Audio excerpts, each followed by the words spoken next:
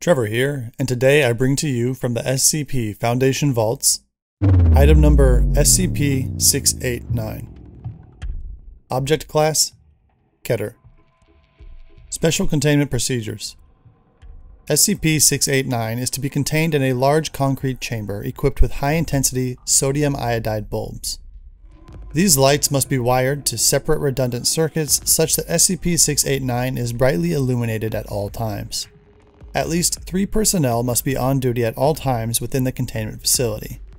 2 Class D inside the chamber, and 1 Level 2 or higher at the operator's station outside of the chamber. The operator must either be completely blind or fitted with a visored helmet sufficient to block all vision, which must not be removed for the duration of their shift. Under absolutely no circumstances is the operator to look into the chamber.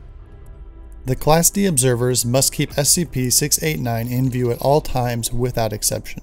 Blinking is allowed as normal, but there must be at least 1 set of eyes focused on SCP-689 at all times. If the lights go out inside the chamber at any time for any reason, or if there is any interruption in observation, all personnel who have seen SCP-689 must be executed without delay. If SCP-689 is known to have left the chamber at any time, retrieval teams consisting of blind or visored personnel equipped with echolocators, along with Class D observers, must be dispatched to the location of all personnel who have previously viewed SCP-689. Retrieval teams will establish an immediate perimeter and cover the object before returning it to the chamber as quickly as possible. While SCP-689 is in transit, the Class D observers will stand under the covers and keep it in view at all times.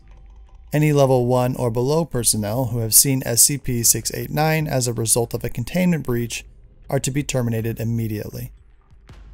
Higher clearance personnel will be temporarily retained, but in the event of another containment failure, are to be terminated. Requests to study SCP-689 must be submitted to Dr. Redacted at least 7 days in advance, with a detailed description of the purpose of the experiment and justification.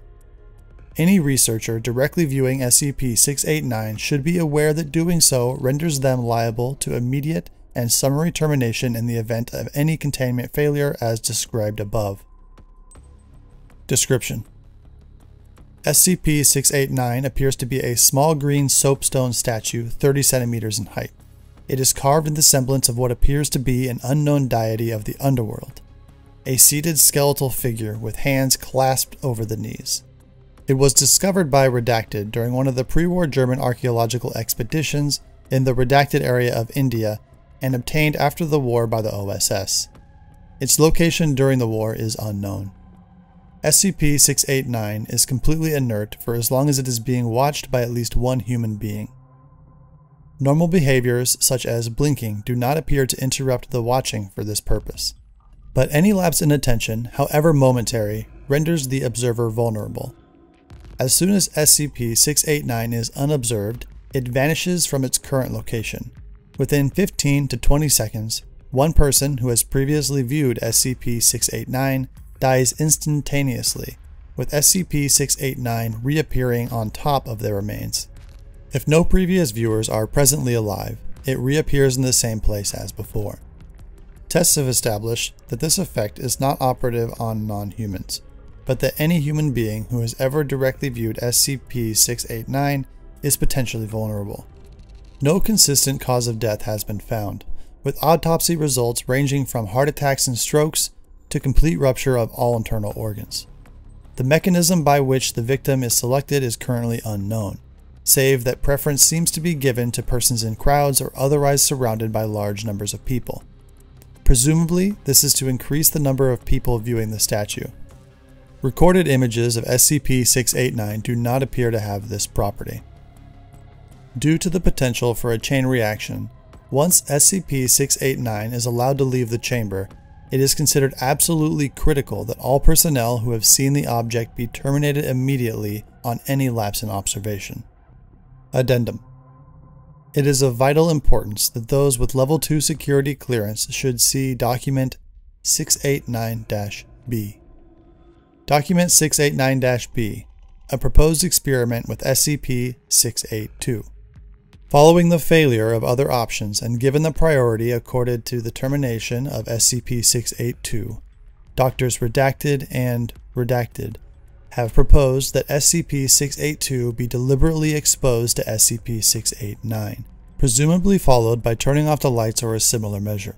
SCP-689 staff caution that in the event of a deliberate observation failure, all personnel who have seen SCP-689 other than the intended target must be either terminated in advance or placed into a containment chamber with the intended subject to ensure that the object does not escape containment.